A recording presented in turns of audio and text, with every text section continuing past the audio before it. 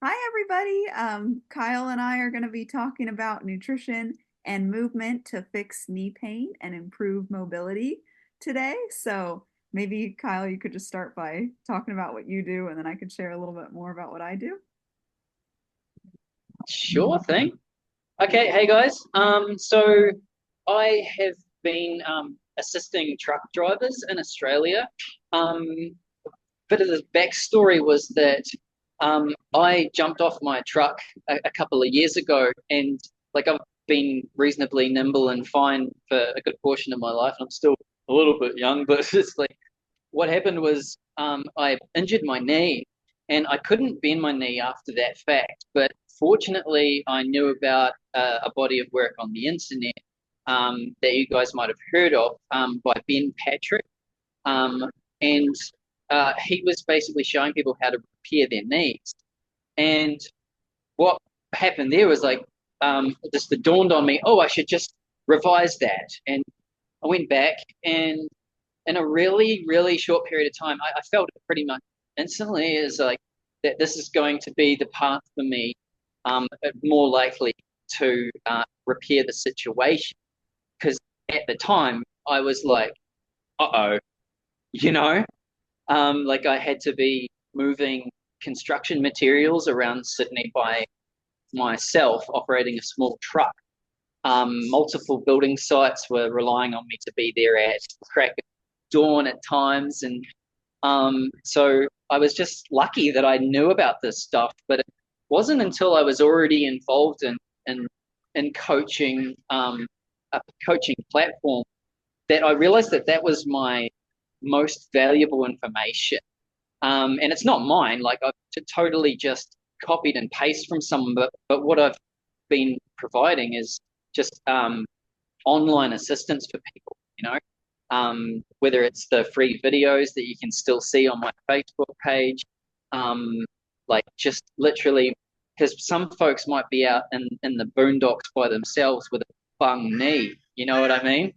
Mhm. And it can be a little bit, well, it can be quite frightening and potentially very worrisome. So I've just been really working on creating that platform more succinctly and making it so that more people come across it, but ultimately that it's actually that I'm actually helping people. So um, just by using a couple of really simple methods, and providing that sort of that that assistance, so that if they go, hey, I'm getting this feeling like some tightness, some folks, they can't really expect to all of a sudden have amazing results if they haven't exercised for a good portion of their life, Kaylee. And that is the opportunity for me to really sort of help them out through that because I taught yoga Mhm. 4 years, so um, that that's sort of been that's like my backbone to sort of really help these folks through it. Yeah. Yeah, definitely. That's awesome. Um, You guys watching don't know me already. My name's Kayley. I'm a gut health and nutrition coach. So, what I do is I help people to heal their chronic gut issues at the root. And I use principles that are very natural, like ancestral nutrition, which we'll talk about in a little bit. And I just help people to understand how their bodies work, their digestive system works, their gut works. And by understanding the physiology of your body, and how things work, you can understand what gets off and how to correct it and how to bring everything back into balance so that it will function well again. And when you do that, when you eat nourishing foods your body was meant to, when you support your body with just all the things that it's meant to have, enough sleep and enough exercise, all of that kind of stuff, you will function so much better. You'll feel better. You won't have all those symptoms. And I was actually really interested to talk with Kyle about this because I've had knee pain issues, it's a very common thing. And when I first had knee pain issues, I went towards the side of things I know and I dove into the nutrition for recovery. I remember having a page in my nutrition journal all about nutrients to heal your knee and joints and what kind of foods to eat. So we'll definitely get into this topic as well. So normally I help people that have chronic gut issues, things like IBS or IBD, so Crohn's disease or ulcerative colitis, autoimmune diseases, leaky gut, all sorts of things like that. I myself had really bad IBS and chronic constipation, bloating, and abdominal pain for a long time. So it was my own journey in learning how to heal my gut issues that led me to want to help other people. I figured out so many things that I wish I knew when I started, and I love being able to help people and give them all that knowledge I wish that I had when I started. So anyway, I typically work with people to heal their guts, but this ties into your joint pain too. Your gut is connected to everything. It's connected to your joints, it's connected to your brain, to your hormones, to so much beyond just your digestive tract. Yeah, so we'll get into how your gut impacts your joints and how healing your gut can actually be one thing that can help with that, and how nutrition plays a role. And then, yeah, I'm excited to hear more about Kyle's approach and the actual movements that you need to do to heal, because clearly that's a extraordinarily important aspect of healing your joints. Thank you, Kaylee. Yeah, that's yeah, shit. I reckon you really hit it on the head. That we are what we eat. It's an area that I've sometimes tiptoed around with some folks. Because it's a bit sensitive. I'd like to highlight that we should all be doing our best, but also that we shouldn't be. We sort of have to navigate that line. Are we being neurotic? Are we actually? Because look, so many of us don't have immediate access to such great nutrition. Like the wonderful Kaylee is just showing, you're just showing some really awesome stuff, the foundational things that our forefathers um, would have, presumably had like historical, like ancestral access to. It's at varying degrees, and I think whether you lived back then or you live now, it's a consideration that if we become educated in it, that we have more of the tools at our disposal. So, if we choose to just eat some bread as we're running out the door with a banana, then you've got to do sometimes, but it's just a valuable thing to have if we have some space in our day to learn some of these things to what's really ringing true to us. Mhm. I think is something that can be valuable with just additional information that we might not have known as well. Yeah, an interesting thing that came to mind when you mentioned that too, like if you have a day where you just grab some bread out on the morning, what I like to, suggest to people for that is to, use that opportunity to go, okay, well, how did I feel today when I did that? Like, was it really worth it? And to brainstorm all the things that you can do, because eating healthy, while it does take some work, I'm not going to lie and say it's as easy as junk food or anything like that, but Yeah, it doesn't have to be crazy. I know plenty of people, I've worked with plenty of people that keep it really simple. I worked with one guy that he worked like 13-hour days, 5 days a week, worked out 5 days a week, and had a long commute to work. And he was like, I don't have time to cook. I don't care if it's fancy. I just want good food that'll help me heal my gut issues, fuel my training, give me energy. And he ate a bunch of ground beef and rice, but he healed, he kicked the junk food, he kept it super simple, would, make meals at once, and it worked for him. So something I wanted to add on that, to that practical application of the things that we're learning about, is finding habits that work for you. Everyone's so different. I don't have any clients that eat the exact same. Everybody is radically different. I work with, moms that love to make extravagant meals and everything homemade for their families. And I work with guys that work long hours and want something quick and they don't care how simple it is. So finding things that work for you. And the other thing I'd add there is it gets easier too. Like it can feel like a huge burden at first. Like I'm going to have to prep my own breakfast before I leave in the morning. But it can be something so simple that you get in the habit of making some hard boiled eggs and sausage the night before, or something really simple you can bring out the door in the morning. So, yeah. That's a terrific one, guys. Like, isn't it? Because the hard-boiled egg is so simple and it satiates, Hmm. right? Like, and you can crack that while you're driving down the highway. That's what I'm talking about. Like, I'm like averse to littering, but I don't feel so bad about eggshells. Um, yeah, that's a great one. Um, and yeah, it certainly is something that one can improve upon. And uh, like, if we surround ourselves with better options, then it's much easier to stick with them. Hmm. Hey, wouldn't you say, Kaylee? Absolutely. Yeah. And a huge thing that I find helpful, I'm a very meticulous, organized person, and everybody operates a little differently. So this is going to work for other structured people. So it might not work so well if you're not a Oh, very structured oh person. man.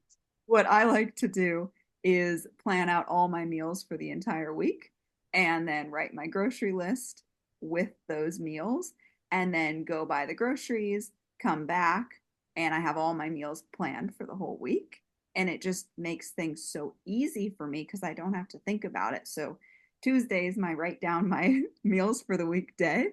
And today, even as I'm cooking in the kitchen and noticing I have extra pesto. I make a note. I should make something with pesto. I still have some peaches and peach salad and steak ingredients left. So I'm going to have that again next week. So I'll kind of just jot things down in my journal as I'm thinking of it. And now I already have a few meals planned for this coming week. So tomorrow, when I go open my journal to write all my meals, I already have some things there. I don't have to think about it all from scratch. And then I'll fill in the blanks, get my groceries on Wednesday morning, and then I just have all the food there. I have all the meals planned. And for me, that makes it so I don't have to think during the day.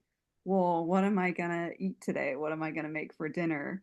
Get done with work and be tired or whatnot and go, oh, what am I going to make for dinner? Do I even have the ingredients? So for me, it takes a huge pressure off and it makes it a lot easier. I usually only have to go to the grocery store once a week. It just, that kind of structure makes it easy. And what made me think of that was what you were saying is that the not having the bad options around, like just having your food full of groceries and not just full of groceries, because I heard plenty of people say they buy a bunch of veggies and then they rot because they didn't do anything with them. So having the groceries and then having the plan, and it doesn't have to be crazy. It can be. I love making fancy meals that take hours. I absolutely do. But it can also be simple because sometimes I make steak and caprese salad, which is so quick. It's so quick and it's so good and it's so healthy. So, yeah, you gotta find what works for you. Okay, I think I need to help here because Kaylee, I am the exact opposite, and I can. Here's the thing, like, um, for blokes out there, guys out there, or like girls out there who just want to get hit the ground running, and as awesome as all of your things are, like I can the catchphrase for me is like I'm a barbarian. I'll just pick up the good thing and eat it. Because you know what? Like eating a piece of steak, eating a piece of celery, like just like with your freaking hands. And it sounds ridiculous, but Yeah. okay, you can use a knife and fork, whatever. But like, let's be real. A lot of us, and bless you, Kaylee, for all these awesome ideas. And there's just so many of us I feel who are like hitting the ground running, looking after kids, doing this and that, and like that whole surrounding yourself with good options is awesome. And like, I just find myself kind of regularly eating just hodgepodge of good stuff. Yeah. Just it doesn't have the glaze and it doesn't have the crackling and all of the above. It's just like what I've been doing at times is just I've got to just outline this barbarian approach for the folks out there. Is like having my thing of sauerkraut. I'll have a bit of meat or something like that because those two um, seem to be symbiotic in nature and then just trying to articulate a meal through eating natural stuff can at times be surprisingly good. Like it can be like a case of, oh man, this doesn't look like dinner because I'm eating, um, let's just say something different, like so oats and bananas or something. But for during the day, I've just been snacking on chicken and sipping on bone broth or whatever it is to really kind of facilitate just natural food. But in the process of eating that natural food, because it's real and it's not, so processed, I feel like the body gets satiated quick, and we receive those benefits and things like that, Mhm. um, just from from doing the best we can sometimes. Mhm. Yeah, that's a great approach too. Just that's why I prefaced mine with I'm very structured and this might not work for everyone because I have plenty of friends and family that do it totally different and they just have their healthy foods they like to get. They like to get yogurts and steaks and veggies and whatnot. And then what they prefer to do is go, what do we have in the fridge? This is what we're going to make out of it for dinner. So it's just important you find a way that works for you. It doesn't have to be my way. It doesn't have to be Kyle's way, but whatever way works for you that you can be consistent at that feels easy to you or feels doable. Let's shift into the healing your knees and mobility a little more. Do you want to talk a little bit more about your approach? I know you were telling me you have like a pain free approach and you focus on alignment and correct form and consistency. You want to tell me more about your approach? Absolutely. Um, what's interesting about the approach that I learned from Ben Patrick and the approach that I share is on my page, up top of my Facebook page, etc. Um, is that it is actually very relatable to many of the different disciplines associated with balanced exercise. For instance, yoga, like how the traditional yoga was really much more based and is for me fundamentally based on a breath and movement practice and not necessarily a fancy pants gymnastics practice, Mhm. which a lot of the yoga you might see has kind of become because it's almost as though the students have asked of it. That if there's so many areas to our life to pursue that at times you'll know this as well, you guys out there, that once you start to focus on an area of your life, you just keep going at it sometimes. It's like I know I'm being Mr. Fitness now. I'm just going to keep stacking on this thing, absent the realization that there's all these other areas of life. So what the yoga and the approach to pain-free, um, restorative movement practices really advocates is um, outside of an awareness of there being more areas of life to focus on and to keep it simple. But when we're looking at a restorative practice and everything, it really has to be from a pain-free approach, including things like nutrition, including things like being hydrated and well slept, because it's the combination of these. And don't get me wrong, I get crap sleep sometimes. I mean, for different reasons, we don't always meet the prerequisites of hey, I'm feeling great today. But having an awareness of what these things are really assists. Um, and like you mentioned, um, alignment is a very important factor in ensuring we approach movement practices with form in such a way that it doesn't become injurious. Um, and we can, yeah, that's that's pretty much that in a nutshell, really. Um, because it really enables the body to over time improve. We can't go running into things and uh, outstanding results, especially when we're looking at something that's a restorative practice that I'll just share has been so awesome. That the particular methods that I share on my page that I got from Ben Patrick, otherwise known as knees over toes guy, you might have heard of him, really facilitates the improvement of the joints in the knee, the connective tissue related to the knee, the muscles, how they can be stuck together, and it really begins to retrain the relationship between independent muscles. So just quick, you might be aware that each muscle, I believe, each muscle is individually wrapped by fascia. So it's individually wrapped, and at times, if we don't move those muscles independently of each other, they can begin to get stuck together. Like for instance, when you go for a drive and you go and get out of the car, and it might take you, X amount of time before you kind of feel human again. You can start walking around your house. Having the correct alignment and the correct method in concert with nutrition and all of the above has guys, some of you might realize, you go, hey, if I do the right thing, it's going to make my knee feel better.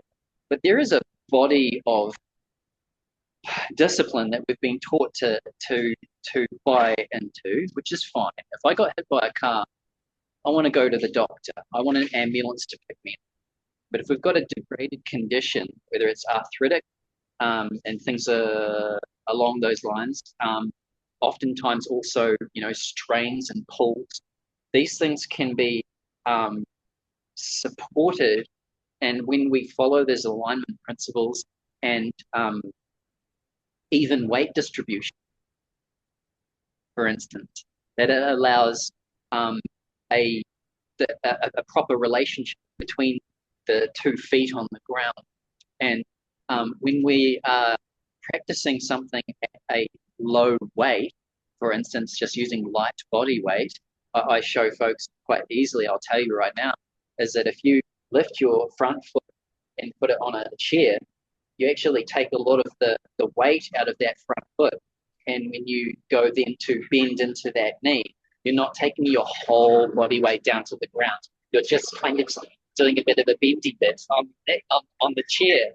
And that like takes all of the weight out of it and allows a person, if they're correctly aligned by having their feet hip width apart and the weight evenly between front and back foot, you can even hold on to the chair. Just like bending into that front knee, it facilitates the very bend that's going to lead to the more effective bend of that knee. Um, Outside of the also amazing restorative practice of walking backwards. Oh, I've heard about that. You guys, um, some of you guys might even know about it now. Ben Patrick, a knees over toes guy, he's probably got 1 million subscribers at this point based on his social media following and other markers on the internet. He's been spoken about in numerous places. It's not rocket science, and he's, said, and walking backwards has an amazing ability to improve underlying conditions in the neck, like arthritis of the neck, which we've been. So I did segue a little bit there, is that discipline that we've been taught to rely on is going to a doctor, going to a surgeon. And I'm not knocking some of that, but if you don't have a alignment focused supplemental practice, then you're relying on someone to cut you open to fix the thing so it works instead of doing the things that you want it to be able to do to work at a very pain-free threshold with a very easeful approach that allows us to gradually build that viscosity up in the joints, the lubrication of the joints, improve that relationship between muscle systems, and improve, indeed, you would understand this, Kayley, the nutrients going to the places they want to go are like, that's because you can put all that stuff in. But if we're not moving, that's why, it's so great that you show people also that you are physically active, whether it's just walking, going backpacking. It doesn't have to be, does it? It doesn't have to be some fancy yoga routine. But if we know some of the foundational movements to improve knee health, and I'm just saying that, it can be really beneficial as we age. Something you mentioned that I see a parallel with in my field is the going to the doctor, like getting a surgery when that wasn't appropriate. If you were to have just done the movement patterns and whatnot, you would heal and learn to move your body in the correct form. But if you go and get the surgery or the quick fix, you didn't fix the root cause. So I'd imagine people get prone to just getting the same issue again. Do you find that? You don't immediately fix it by going to that surgeon if you're not addressing it. Hmm. Right? So you might have not done a bad thing necessarily as well, because I don't want to be attacking the medical establishment for a few reasons. But one reason might be that in some cases, surgery might be a good idea for something. Yeah. Putting a ligament together. Like I said, my brother's an ambulance officer, and big ups to my dad who set the tone on being ambulance, helping people. It's that if you get hit by a car, you want someone to put you back together. Mhm. And if you have an impact, but it is worth mentioning that if sometimes we have a strain or a pull, or even the damaging of meniscus. I'm giving some examples here. Yeah. After multiple surgeries, Ben Patrick ended up discovering these protocols because of the availability of information these days, and in combination with a strength first approach. So understanding where strength comes from. It does not come from running into a large weight and then going for it and then walking away. Hey, now I'm strong. Or what it really consists of is consistency. It's just about being consistent and applying, and then once every now and then going for gold, if you like, you know. And everyone is different, and everyone is a different age, and has a different story. So those are some useful distinctions when it comes to improving um, strength generally, and mobility are positive as well. So if someone had pain, what would your first kind of bullet point advice be as far as those movements? Would they be specific kind of exercises they would do, or is it more about you go down to squat to pick this up? Here's a few tips to make sure you're doing it the right way. Like, what does that look like a little more specifically for someone that has knee pain and correcting it? Awesome. I'm gonna give you a demonstration right now because Okay. I'm that brave. I'm just like, what are we doing here? Let's show these folks. And bear with me because you know what? This is all just a learning curve for everyone, and we really would need some demonstration. So, to improve the bendability of the knee, we need to practice having that knee bent. And like I was just saying, this is a weekend chair, and if you guys can see this, and I apologize for the but I'm using Wi-Fi and the sticks. So once this front foot is elevated, you've taken a lot of the weight out, and this is the foundation way to. If you've got a poor, you're just feeling tight. It's no big deal. You might be feeling tight one day relative to the next. You can really start with this foot a heck of a lot higher to get a really nice, actually good feeling as we feed into the neck. Because at times, if we haven't got that correct alignment, then it becomes injuries. You just feel a ping, the meniscus, whatever it is, for you. And you might feel a tightness in a given area. But once we follow the correct form of having the hips square to the front and having our feet sort of apart, generally speaking, it allows us to move into the bed in such a way that doesn't cause any discomfort. Because if I try to skew my back foot, not intentional, because we can be accidental. Every day I go and do this, I'm like, oh, my back foot's not in the right place. So, hey, you know, um, once we're in that correct form, all the bones and ligaments are working well together. And I mean, if we practice that movement consistently over time, it allows that viscosity to gradually move back to the neck. Um, and because our front foot's elevated, it takes the difficulty out of that, which means we can focus on higher repetitions and less intensity of movement. So that actually facilitates that gradual healing, that improvement over time. So this is the knee that, I mean, it's been 2 years, so you might go, oh, well, that's fancy club. But this knee was written off, and it was feeling much better in a short period of time. And it really, over time, can improve the amount of nutrients running to that knee situation. You know what I mean? And that has a measurable improvement on that integrity of those connective tissues, which is outstanding.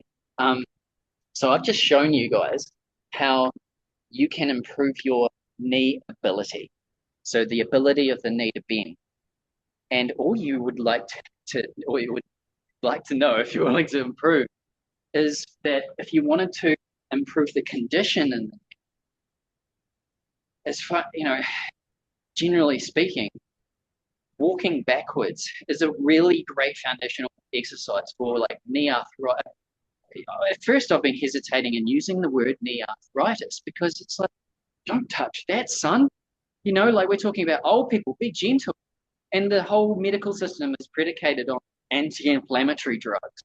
And thank the Christs that you're here, my dear, because, like it's that, speaking back to that gut health positive aspect of really getting, all the great things back to the joint, walking backwards. It works the opposing muscle systems that we are using when we're moving forward. And we're always moving forward. Acts within the knee joint take place in the exact same portion of the knee that is impacted upon moving forward, whether it's football, golf, walking downstairs. So what happens here is once we start walking directly backwards, you can use the treadmill with it turned off. That's an awesome place, but I want to keep it simple as well, guys. I'm trying to talk slowly. I get very excited. Is that you can hold on to the side of the guardrail. If you're a truck driver, you can hold on to your truck. Just for safety, because walking backwards is obviously has its precarious. If you're in the hallway at home, you can just hold on to the wall. And it feels a little scary at first, but we really do get much better at it, I assure you. And once we've begun to work those opposing muscle system, it's very similar to other exercise you'll find at the gym, where people deliberately attempt to work those opposing muscle systems. But not only does it have that positive benefit, it's a gentle exercise that you can pursue without a huge, taxing undertaking. Right? So in doing so, it gradually facilitates that progression of back of the leg improvement, improves that viscosity towards the forward of the joint. So so just to say that again, is that when we're moving forward, we're always using a certain portion of the joint.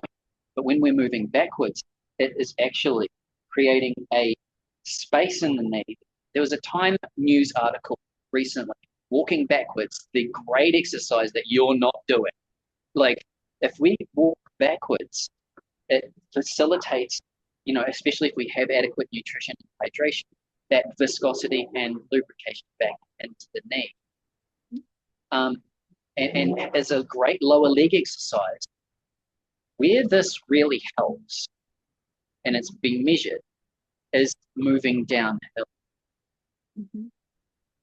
Now, when we're getting older, which will happen to most of us, it's often the case that walking downstairs, running downhill if you're an athlete or a soldier, whatever, running downhill has a deleterious impact on our knee joint and our experience. Many of you know that. Oddly though, isn't it? I mean, if you told me, Kaylee, I'm going for a walk up that hill over there, I'll be like, you're walking up that hill? Why don't you just walk down it? I know. You know? I've when I push and do a really big hike, like that, like 2, 3,000 feet elevation gain, like 6, 8 miles, a hard hike. Yeah, that downhill, I can feel like the knee tendons burn. Just from that pain sometimes of walking downhill if it's been like a really long. Mm. I do. I do wonder if that can also be the case that when we're walking in one direction uphill, it is just different to walking downhill. So all of a sudden we're using different muscle systems. Oh yeah. Just because I don't want to be evangelical about my idea here, but what I'm trying to articulate is that when we're moving downhill, we're moving with gravity, and we're not. Yeah, it's just indeed the case that when we walk backwards, it really assists with walking downhill, Hmm. uh, So, etc. are you saying to walk backwards downhill, or just walking backwards in general will help you with the walking downhill? So, in order to restore the underlying conditions of the knee, walking backwards in general. Okay, okay. Um, and if we wanted, yes, if we wanted then to add a little bit more resistance, what we can do is walk uphill, walk faster backwards, safely, y'all. But essentially, if you were going to use a treadmill, you can even train the treadmill to be on more of a tilt, Mhm. which adds resistance as you walk backwards. It's like you're walking uphill. So walking uphill backwards, holding onto a rail, something if you like. We're just walking in the middle of the road. Don't tell people that, Kyle. It just I live in very quiet places at times in my life, but it's a really excellent idea that I'm glad I get to share. It's, Yeah, that's awesome. I'd heard about that before, but I didn't break it down to you're going to be using those other sides, the muscle or different parts of the tendons, ligaments, muscles, or whatever, using the parts you don't normally use by going backwards. So that's really interesting that that's why it helps so much.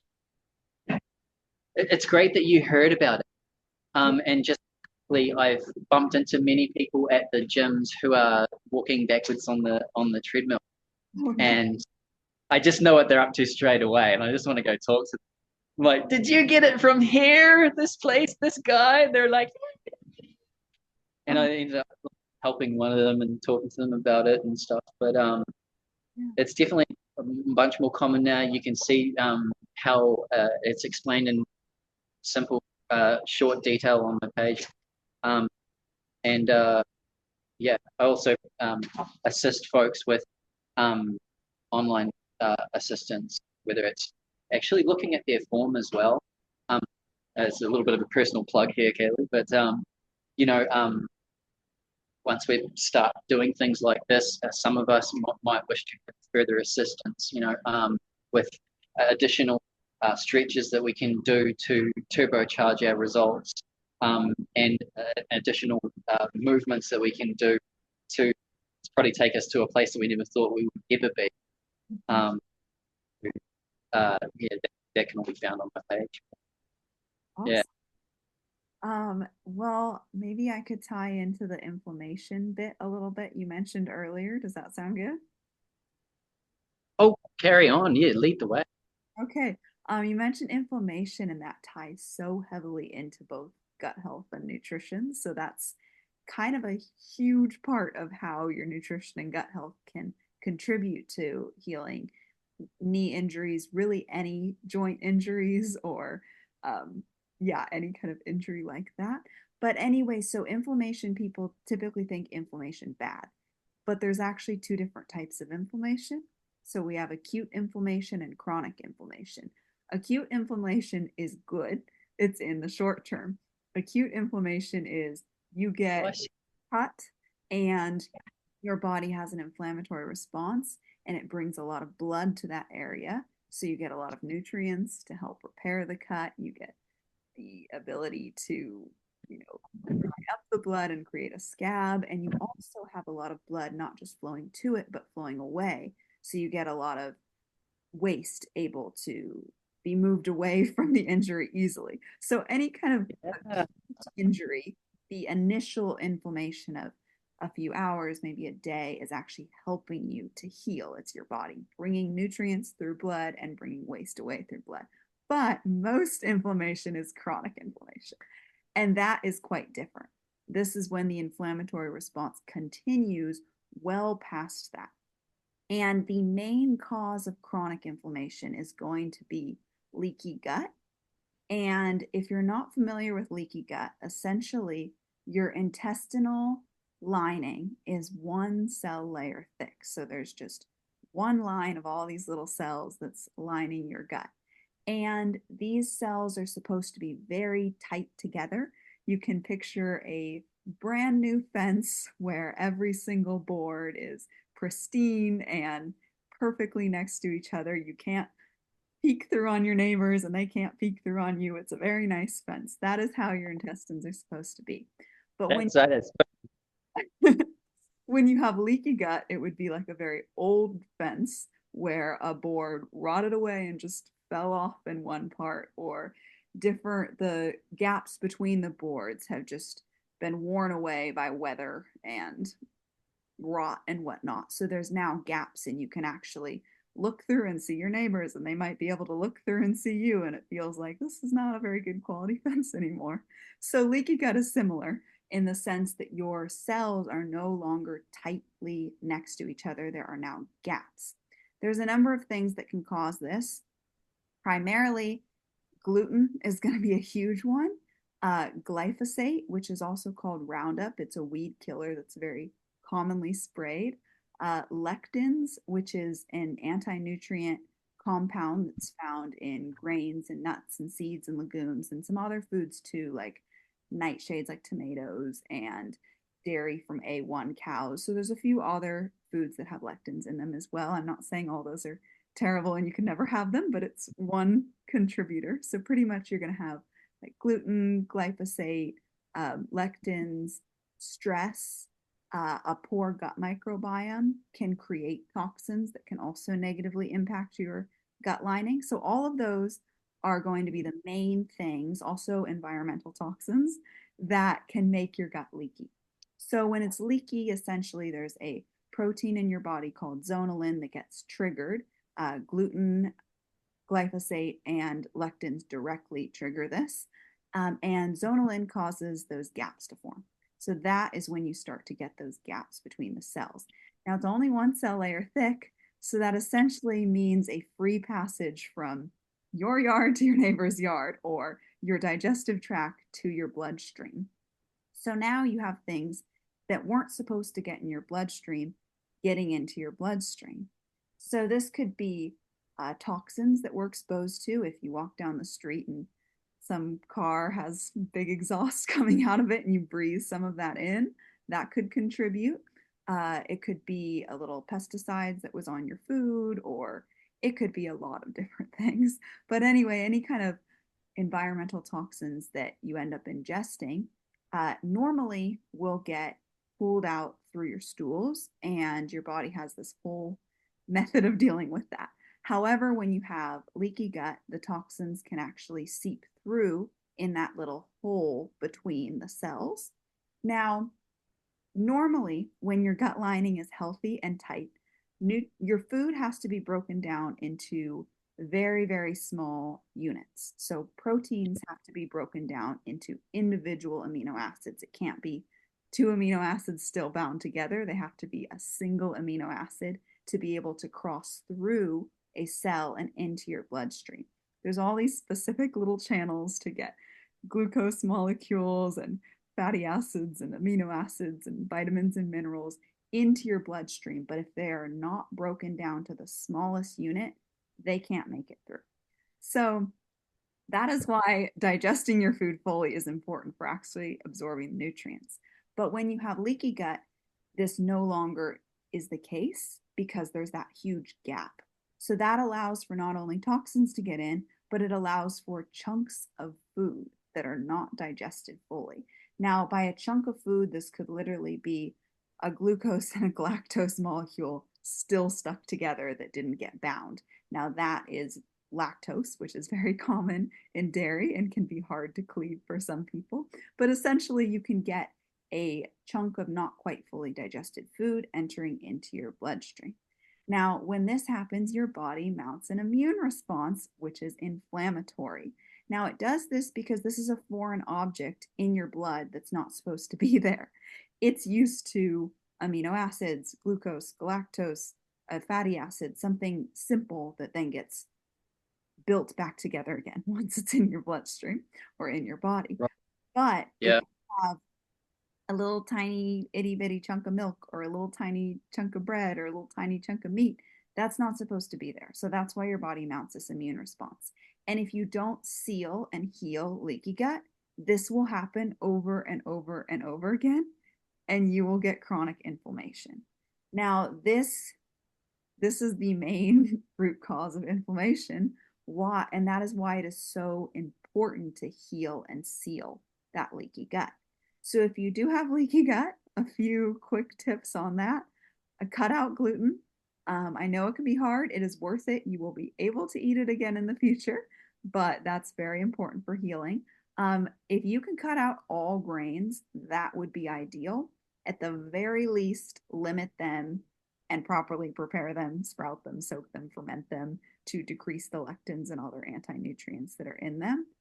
Also, you want to get tons of collagen and the amino acid glycine. Glycine is very prominent in collagen. So basically get a lot of bone broth and eat a lot of connective tissues. Now, this is also going to tie into healing your joints because there's a principle in ancestral nutrition that's called like heals like, which means the part of the animal that you eat is good for that corresponding part in you. So if you I've heard that, and it does. I, I can see how it would make sense if all was going relatively well in the of the absorption side of things. exactly. So If if we you don't, So if you eat liver, it's good for your liver. If you eat heart, it's good for your heart. If you eat muscles, it's good for your muscles. And if you eat connective tissue, it's good for your connective tissue. So bone broth is typically the easiest way to get a lot, but it's not the only way. If you get a really good quality pork crackling, that is another way. You can do bone-in skin on poultry. You can do the skin on fish, so like salmon, eating the skin. You can do tough cuts of meat cooked slowly. So, like a brisket would be higher in collagen. Oxtail is very high in collagen. You can also get marrow bones and roast them and eat the marrow. uh, that does make a lot of sense. And I sure hope that we're right in that. It's just it would make sense that if I wanted to get protein into my body to create the proteins of my body that I would need to consume protein. Um, it would make some degree of sense there. That, the trans, if there's the right word, transmutation. I'm just pulling words from the ether here of our own physical, growth would come from similar, oftentimes similar things to what it is we're wanting to improve upon. Yeah, there's two Mm. main reasons for this like heals like principle.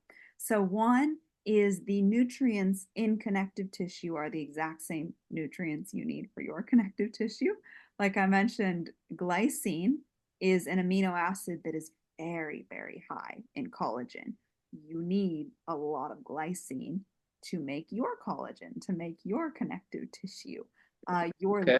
liver is so nutrient rich. It's got tons of B vitamins, it's got iron, it's got copper, it's got zinc, it's got a million things in it. And your liver needs a ton of nutrients. It needs the exact same ones to go through phase one, phase two detoxification and go through all the different functions that your liver has. So, not only is the tissue you eat also going to give you the exact nutrients you need for that tissue, but I haven't looked into them specifically, but I've heard that there are studies that say the nutrients you eat from a heart or from a liver will actually go directly to your liver. So I have not looked into this in depth. I saw it on one of the I organ appreciate, I'm websites. sure everyone really appreciates that your honesty there. It does make a, but I would support you in that, is that it does make some sense. Mhm. You know, I have experience, and just for anyone who hasn't done a great deal of the sorts of things that Kaylee does, is that I do consume meat, and there's been times you can say, this is psychosomatic, or just of because you believe in what you are doing, so you feel better. But I've eaten liver, and much disgust of some of my family members or something. Oh, yeah, that's good for you. That's what they ate back in the day. Why did they do it back in the day? And what are the Chinese, who I hold a lot of high regard for in regards to not losing some of their learned distinctions from over thousands and thousands of years, is that why would you value the organ meats? Well, why? Because that's offal. You throw that in the pit. You eat the meat. Is that right? Well, I've eaten liver and felt as though my eyes worked better. Like I had, you know, uh, very, very real difference in how I felt. And, uh, you know, um, making those things bioavailable by consuming them with things like butter or oily things, just as an adjunct to what you're saying. Um, and having other things in alignment, consuming vegetables at other times, fruit at other times, or something. I don't know, whatever it is you're advocating 100%. Um, Supporting getting all the different bulks of things into our body. Uh, be more likely to get us in the right place, don't we think? Mhm. Yeah, to touch, well, real quick, you said liver made your eyes feel better, is that right? Um, yeah, it was a very literal experience of my brain being on. So I just translated that to my eyes. I get a very visceral, positive response. I'm going to share this from drinking green drinks. Um, Sort of a bit of a informed by my coaching background, which seems to be permeated. Not only that background, but many very popular social podcasts. In order to promote their podcast, they will sell things that they believe work for them, whether it's a pillow that stops them from snoring or some sort of silly, I don't, whatever. But green drinks, generally speaking, say like a wheat barley grass, all these different grasses and algae like spirulina would have been a part of our diet if we were still 100,000 years ago. 150 years ago, having drunken, not always filtered, fluoridated, fill in the blank, we would have been consuming things at times which had some degree of grasses. I mean, having greens around us when we were starving. We haven't got meat all the time, folks.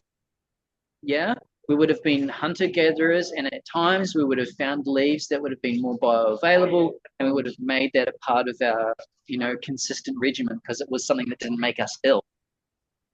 So having some greens in there has had that effect for me optically. Optically, Mhm. I think that segue is good. I know we wanted to talk about ancestral nutrition a little bit. So, this is my approach to nutrition and healing, and it's a common one. A lot of it is based off of Weston A. Price's practices. So, if you don't know of him already, Weston A. Price was a dentist, and in the 1930s, he traveled around the world and he found these populations that were still isolated from the modern world, and oftentimes there was some kind of geological barrier that prevented them from trading and acquiring flours and sugars and modern, more refined foods. So they were still eating the way their ancestors had for a very long time. So he went to the Swiss Alps, he went to the Polynesian Islands, he went up into the Arctic, he looked at different Native Americans, he looked at a lot of different populations, and he would find these ones that were still eating the way their ancestors had. Like I said, a lot of times there was some kind of physical barrier that actually prevented them from having modern foods. So he would look at that population and then he would go a little distance. So it was a population pretty close that did have access to the trade and had incorporated the refined flours and sugars and coffees and candies and these newer foods, and he would look at the difference in their health. So it is a fascinating book. I highly recommend. His book is Nutrition and Physical Degeneration, and it's by Weston A. Price.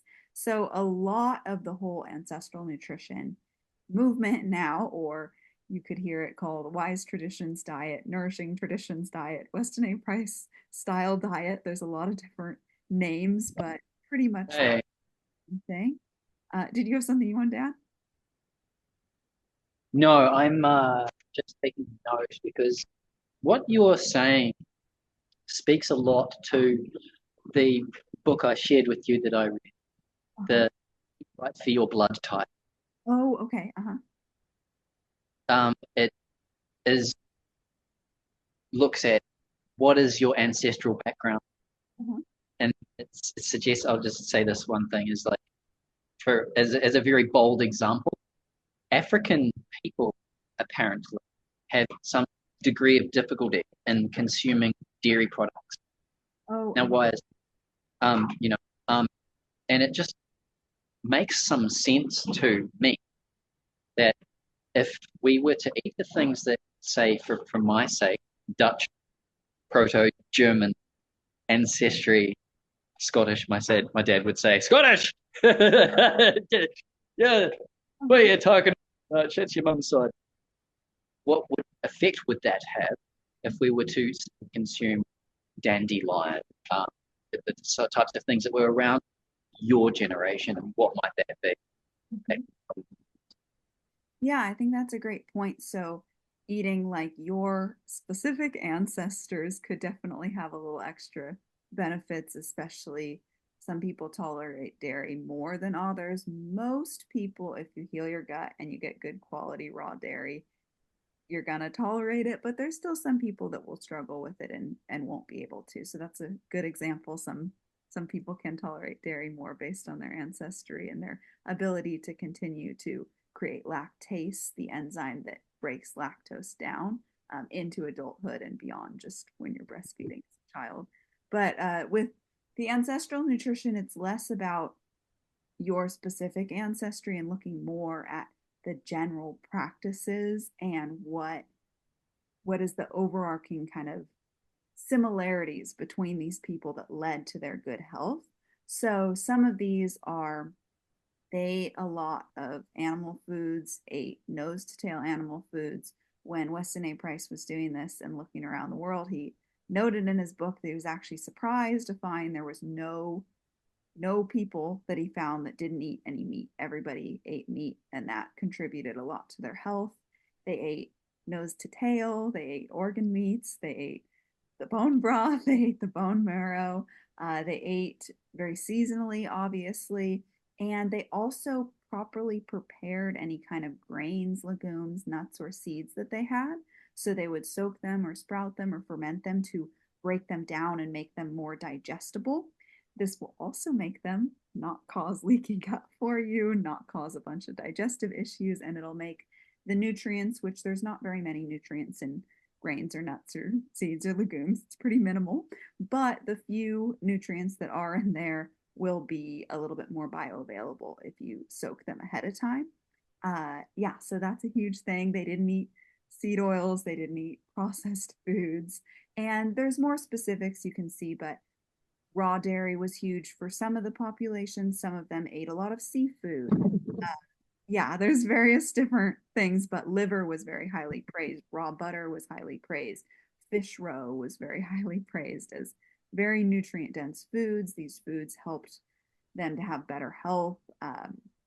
Their facial structure developed better. They had straighter teeth. They didn't get cavities. He was a dentist, so he was very interested in that. They had very, very low rates of cavities and they didn't get tuberculosis and they were more fertile and they had all these health benefits. And then the neighboring population that was the more modern ones, what he found was these new foods, the flour and the sugar and the preserved and candies, they displaced a lot of the traditional foods. So they ended up getting a lot of nutrient deficiencies, which led their faces to not form as symmetrically, their teeth to be not in line and more crooked. They got more cavities because they weren't getting enough fat soluble nutrients and they weren't getting enough minerals to build their teeth up and keep them mineralized and strong.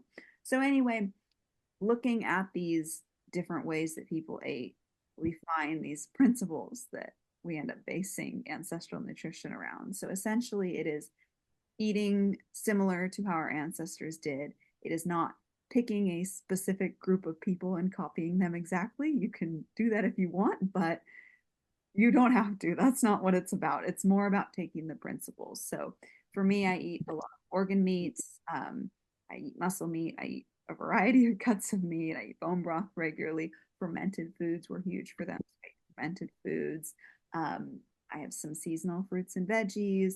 I minimize nuts, seeds, legumes, and grains and prepare them properly when I have them. So just following these principles helps you to get a lot more nutrients in. And to tie it back to knee health and mobility and recovery, you need nutrients to repair things in your body. So you need nutrients to heal and seal leaky gut so you're not getting inflammation in your body anymore.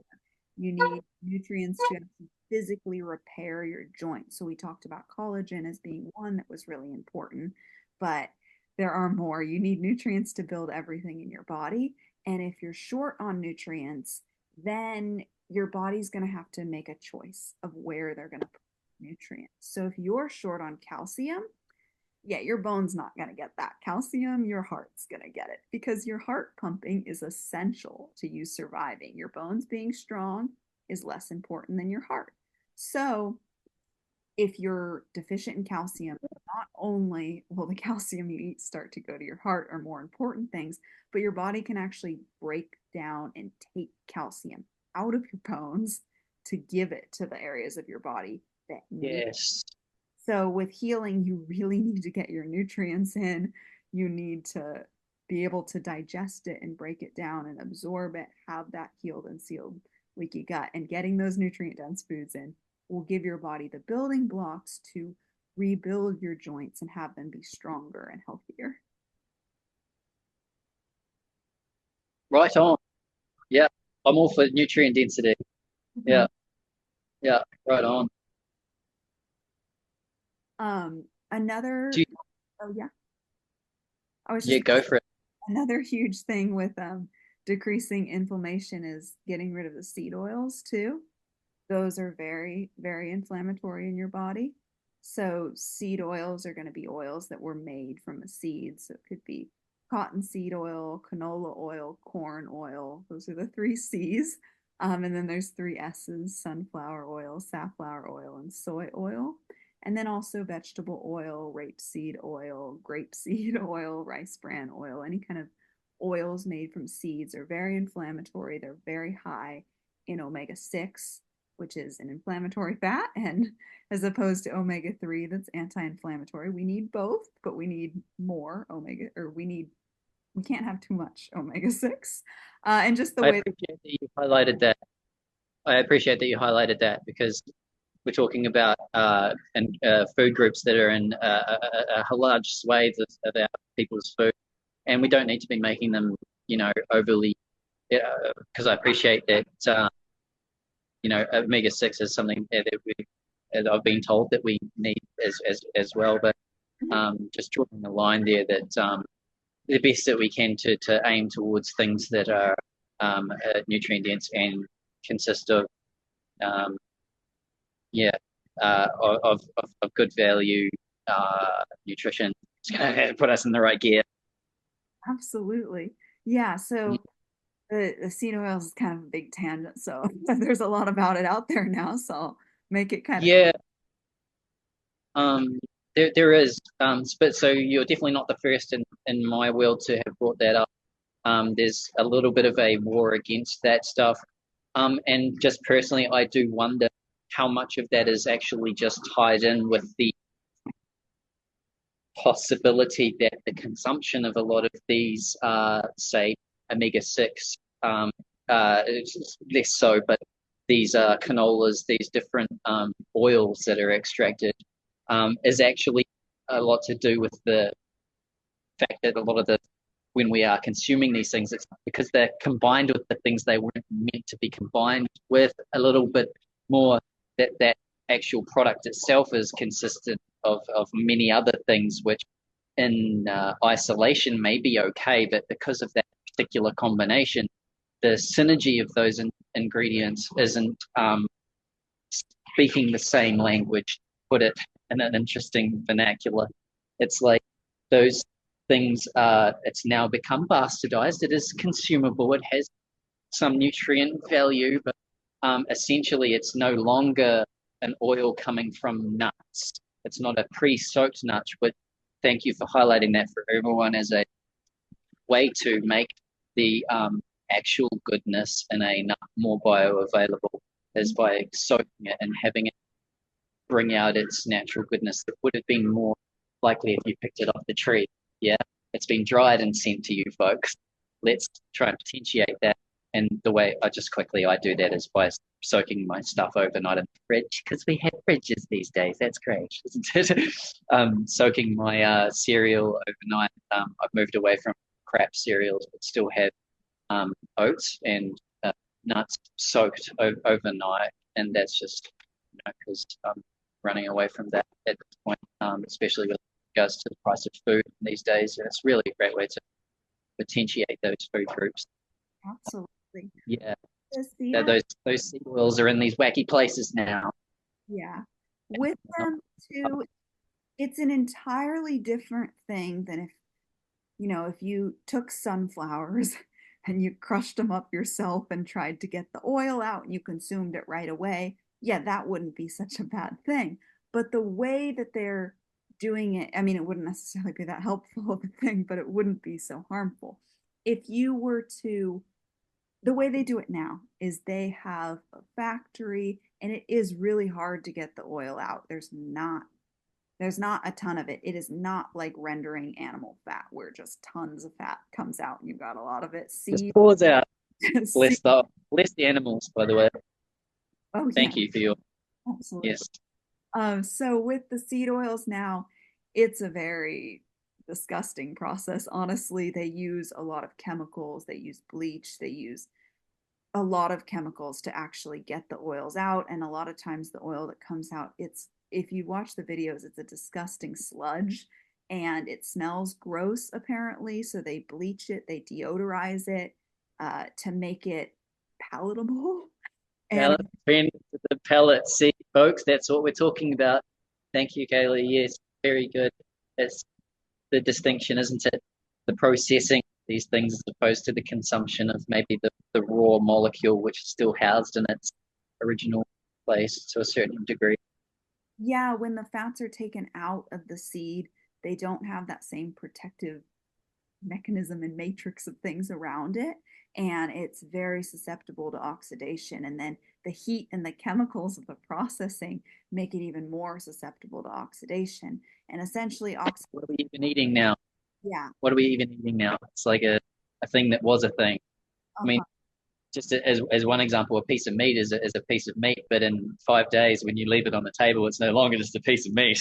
You're going to be contending with some other characters who've made their way to your food. Uh-huh, absolutely. So essentially, just the seed oils are very inflammatory to your body because they oxidate easily. The structure of fat in them, polyunsaturated fat, is just more prone to the oxidation, and then the heat and the chemicals and the processing make it even more prone.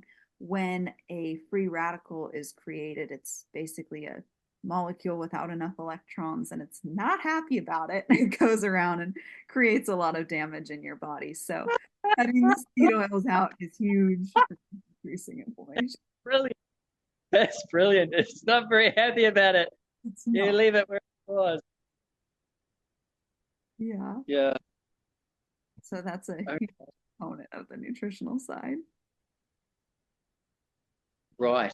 Yeah. I got a question for you, Kaylee. And sorry everyone if my screen flips when I do this. Yeah. I'm just looking for the question I've got here for Kaylee.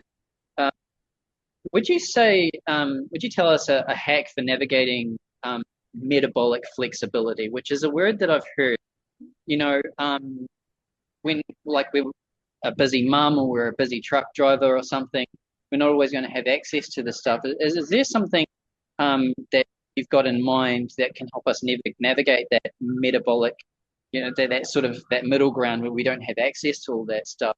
And further to that question is like, um, would that hack be um, specifically water or specifically probiotics or is there anything that you can think of for navigating that space? Yeah, so real quick, just to specify what you're saying, by metabolic flexibility, do you mean the ability to burn fat or carbs for fuel and to alternate between the two? Is that what you're talking about? That's a really, really, really good analogy. Thank you. Uh-huh. Yes, It is. like it's the ability to consume a range of things and not have so many inflammatory responses from that. Whether that is now I sleep really terribly or I'm unable to move properly, um, and, and even just not knowing the difference. Just quickly, that some people have drawn a distinction between the consumption of meats and the consumption of starches. Sorry, potatoes, sweet potatoes. These things, while they are so delicious, bangers and mash, they seem to have. Please inform me if you feel I'm incorrect, Kaylee. Is that the biological breakdown of these two distinct groups is a different acidic pH. So the pH scale runs from this to that. And if we're burning uh, protein, the pH is over here. But if we're burning potatoes, the pH is more over to this end. So when we're consuming them both at the same time, we're not getting an adequate breakdown of the two of those things. We're actually getting just barely getting it through, and it's delicious, but probably not burning the food into efficient fuel. pH is really interesting. So where I see the most important emphasis on pH is in your stomach acid. So when you're digesting food, pretty much no matter what food it is, once it gets to your stomach is going, well, yes, no matter what food it is, your stomach is going to release stomach acid.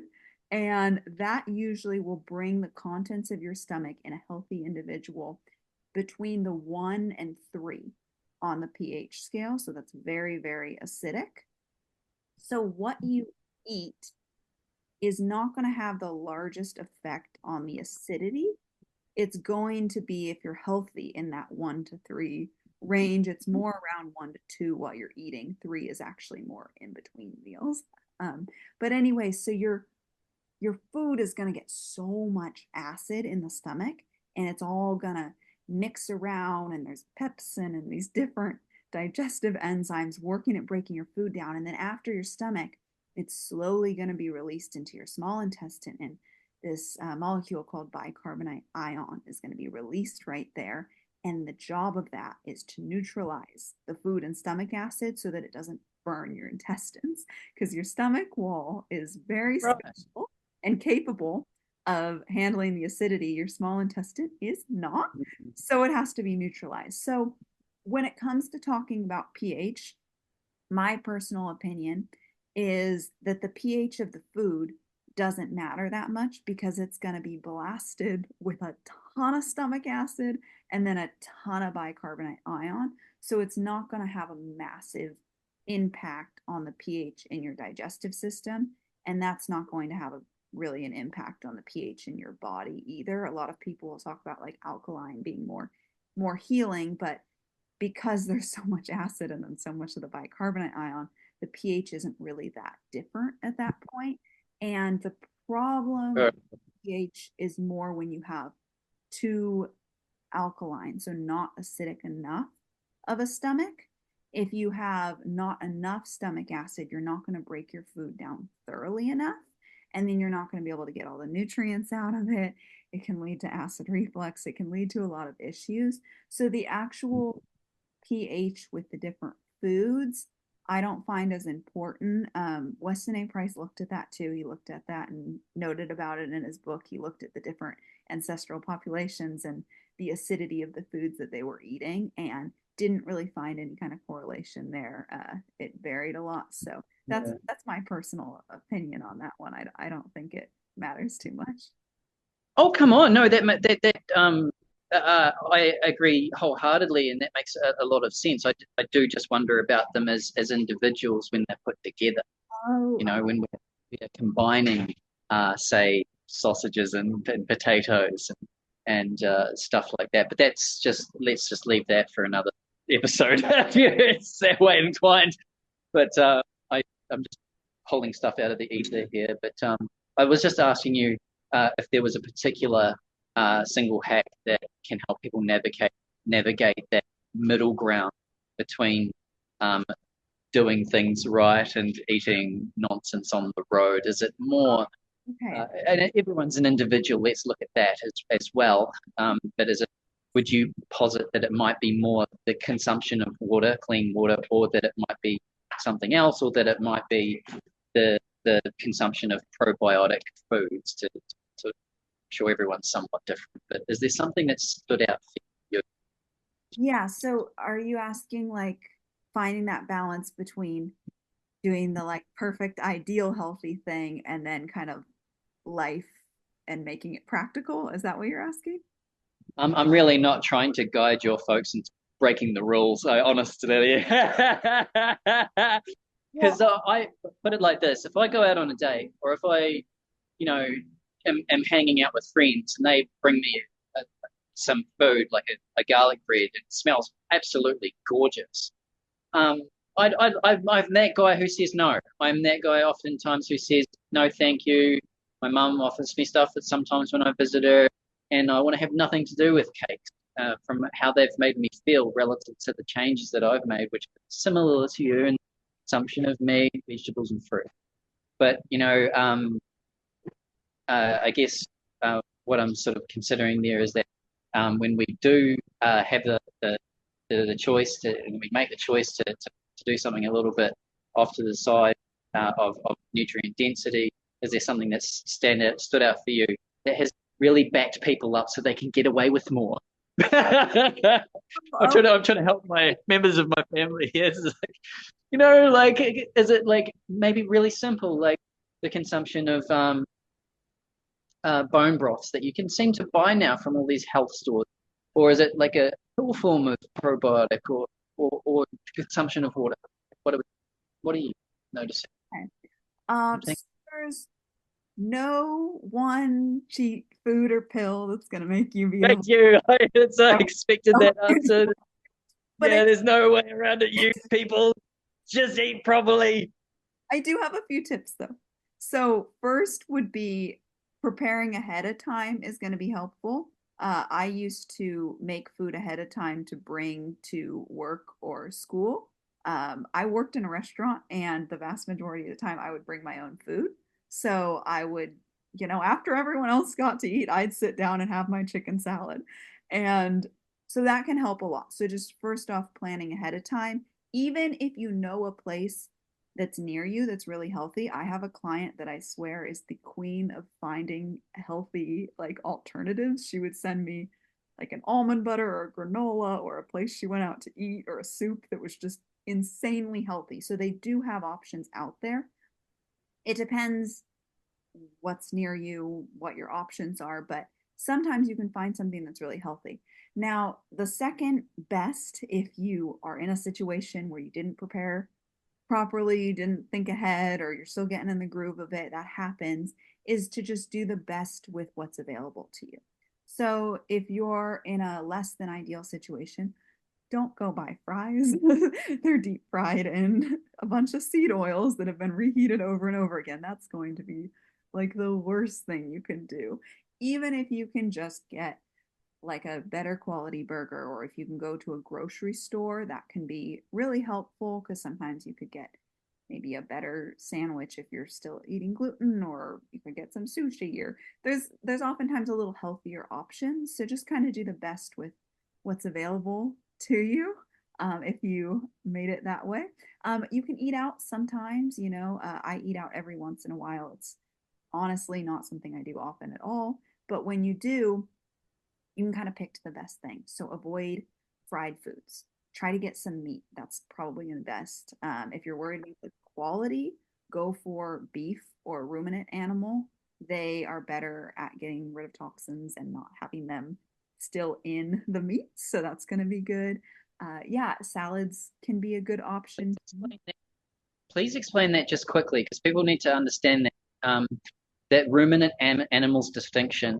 Why is it that those particular animals have a, what would you say, a better bioavailability or just a better ability to process their toxins, so that when we consume their flesh, God bless them, that that they do not confer upon us the negative aspects of their treatment, say whether it's Roundup or something. Yeah, so that will store a little bit more in chicken and poultry and foods like that, where ruminant animals, animals that have four stomachs, like cows, are just better at getting rid of those toxins and not storing them as much. I'm not saying the quality doesn't matter. The better quality you get, the better it is for your health. But if you can't get the optimal, then a ruminant is going to expose you to less toxins than chicken or poultry. And what are those animals, ruminants? Anyone with four stomachs. So, cow is one. I don't know them all off the top of my head, but I'm sure you could find a list real Oh, quick. okay, sorry. Yep. Okay, so cow, yeah, cool. Yeah, that's a good place to start. They're very common too. Also, to piggyback off your question, the healthier gut microbiome you have, and just the healthier you are in general, the more flexibility you will have. So, while I said there's no cheat food that's going to make whatever you eat okay. At the same time, if you take care of your health and you have a really healthy gut microbiome, you have really healthy digestion, you do have more wiggle room. I mentioned gluten can cause leaky gut.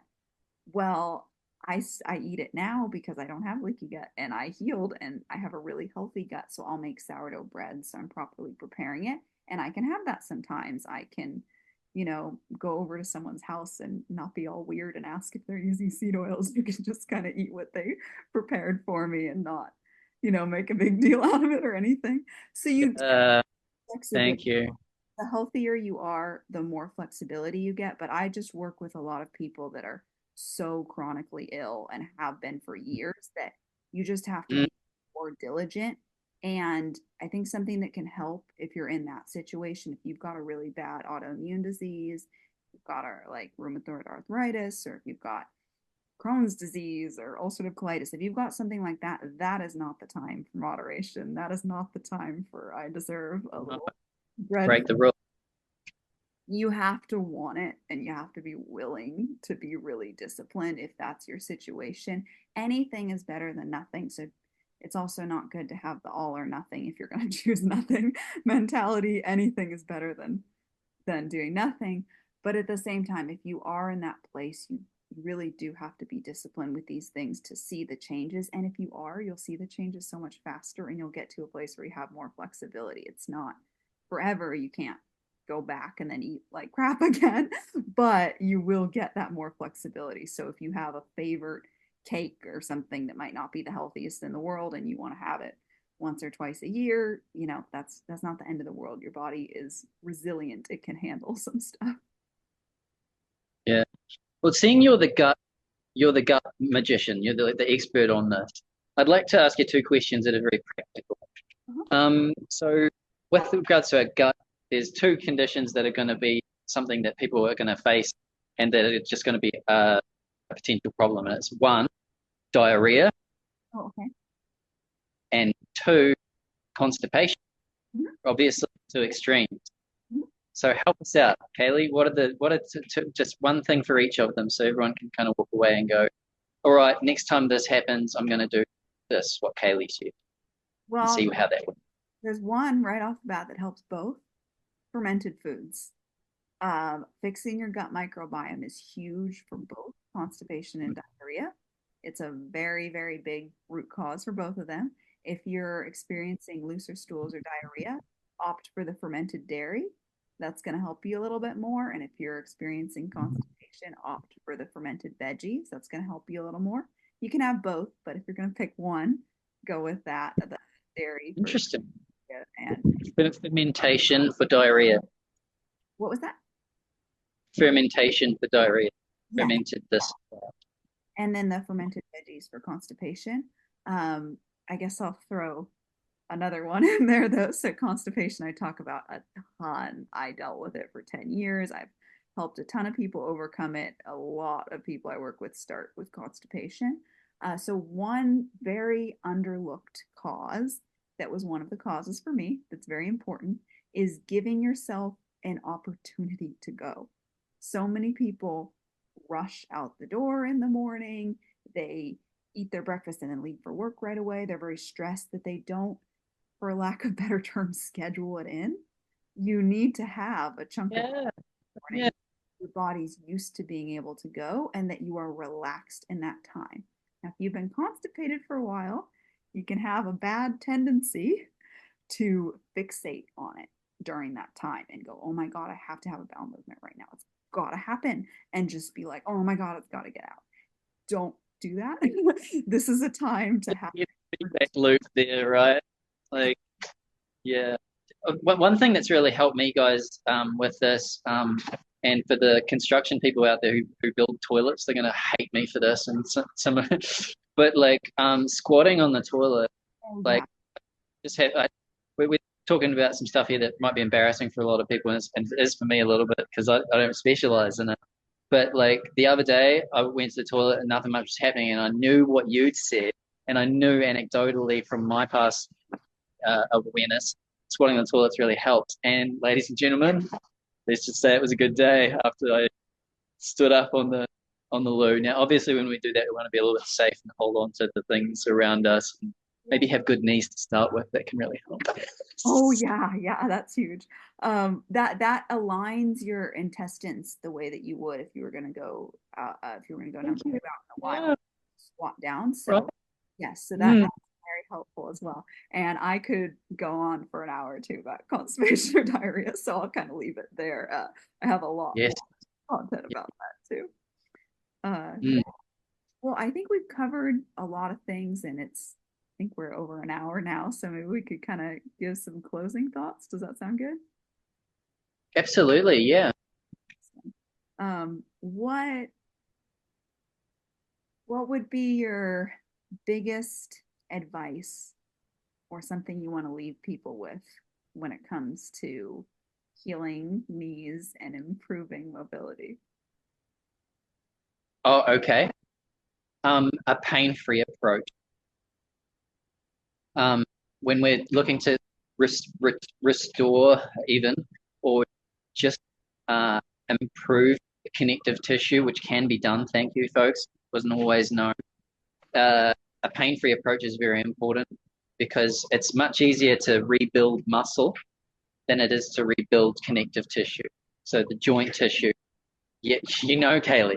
So, so having a pain-free approach because your alignment might be a little bit off one day, but the one thing that's going to tell you if you're in alignment or not is does this hurt?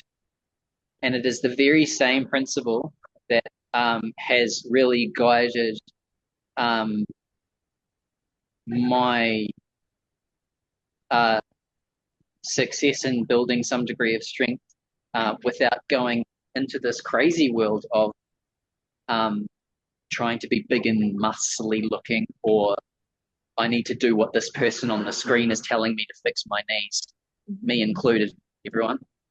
If it doesn't, if you're looking to improve your knees and your mobility, let's please have a pain-free approach Mhm. and just go with it and breathe. Thank you. The last thing will be breathing. Mhm. So to me is a very yoga response approach, and that's probably why yoga has been advocated, has become a very popular idea, is that it should be pain-free. Mhm. Absolutely. You can push the lines a little bit to build strength.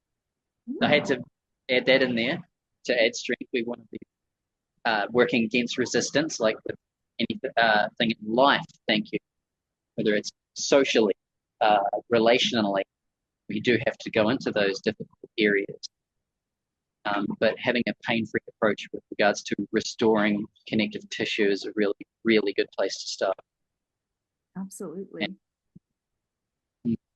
I would say I will I'll give my advice on the nutritional side for healing injuries. I would say the biggest takeaway would be to consume a lot of collagen-rich foods because if you have any degree of leaky gut, that will help heal it on that side.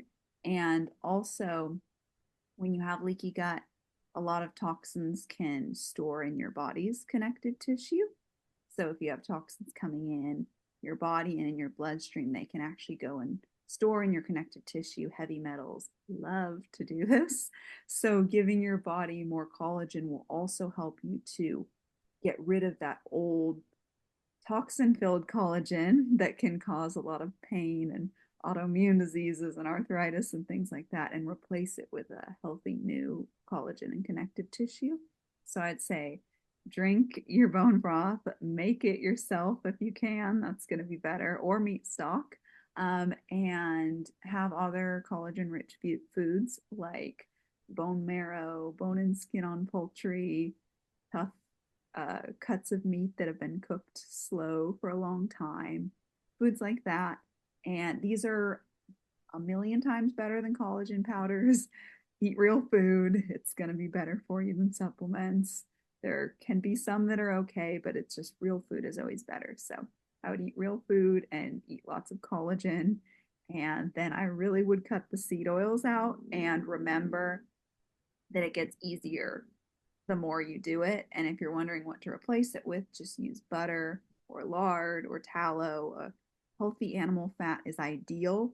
If you're still coming around to that and not quite comfortable with it yet, coconut oil can be really good. Avocado oil can be okay, but it just depends. Some companies lie and they sell you seed oils and it says avocado Well, oil. I wanted to pop up about there is that obviously we've got a very there's an established contingent of people who do not consume meat. And when I just wanted to ask you what your thoughts are on, avocado. I mean, avocado oil. Yeah, I'm not talking about that. I'm saying like, what's the real food that that we can eat? That's all awesome. I'm imagining that avocado would fall into a a say vegetarian approach, would it not, to improving like the healthy fats, which wouldn't it? Would just make sense to me. Yeah, Assist with that for joint. It does make sense. It's just like, once you start doing this with a piece of avocado, it's a little bit oily, you uh-huh. know. To break it to a real simple place, like you were saying, it's like sometimes you just eat the thing that feels the constitution might make its way to the place where it's needed. Mm-hmm. Yeah, it is. It has a lot of fat in it, so avocado is going to be it is a fine thing to eat if you like them. Go for it. There's tons of them where I am. Get Um, your avocados, you vegetarians. what was that? Get your avocados, you vegetarians. Uh-huh. But yeah, so that's would be my kind of sum up is get collagen in and cut out the seed oils, and that will do wonders for your health. Yeah. Do you want Cool. where people can find you, Kyle? I'll link it down below, but do you have some favorite Yeah, things? let's for them. Let's just including in the show notes or in the whatever place like that, any links that and I'll just highlight what those links are. There's a link there for some uh, a video, a very simple video on how you can improve your knees. It's under it's a 7 minute, 5 minute video actually. There's another one there now to improve your knee conditions from now on. So it's really super easy. Plus, there's a link in there uh, on how to on the YouTube on how to get in touch with me if you're wanting to find out those extra little stretches which can turbocharge and the extra movements which can probably take you to a place where you didn't think you could ever go with regards to mobility. Because once we've lost it for a while, we think we're just getting old. Mhm. But apply the methods that have gone absolutely viral on the internet to, um, uh, I would say, your average person, including those with injuries, that we can improve not only our mobility, but also how those joints feel and thus our mobility in general. Mhm. Awesome, awesome. And I think you're gonna post it on yours too, so you're gonna have some links for mine. Is that right? Yes, that's absolutely right. I have Kaylee's links there, everyone, for any of the things you might want to look into, whether it's her recipes, um, which look amazing. And one day, Kaylee, I'm gonna message you and go, look, because I absolutely love the idea of cooking, slow cooking things.